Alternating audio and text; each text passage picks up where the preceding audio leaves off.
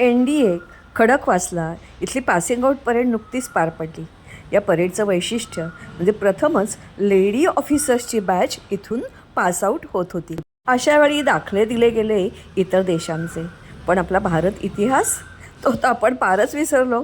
पूर्वी lady warrior ही अनोखी चीज अजिबातच नव्हती. ग्रीकांना सळो की पळो करून सोडणाऱ्या या पंचनद प्रदेशातील गणराज्यात स्त्री आणि पुरुषांना समान लष्करी शिक्षण सक्तीचं होतं. अर्जुनाला हरवणारी ही अलीराणी, त्यातली पहिली राणी यशोवती आणि तुर्क अफगाणांना काश्मीरात पाऊल न ठेवून देणारी ही राणी दिदा, पोर्तुगीजांना 7 वेळा हरवणारी ही कर्नाटकची रणचंडी राणी अबक्का. राणा प्रतापाची बायको एवढीच केवळ या अजाबदेची कीर्ती नाही, तर ती हळदीघाटच्या युद्धात स्त्रियांचं नेतृत्व करत होती आणि बाण मारून शत्रू सैन्याला घायाळ करत होती.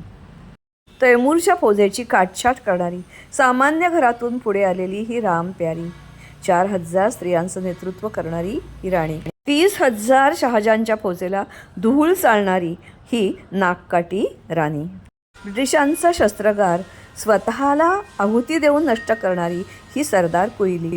अशी ही स्त्रीयोद्ध्यांची उज्ज्वल परंपरा. तिचंच आपण अनुकरण करूया आणि भारत मातेला उच्च स्थानी विराजमान करूया.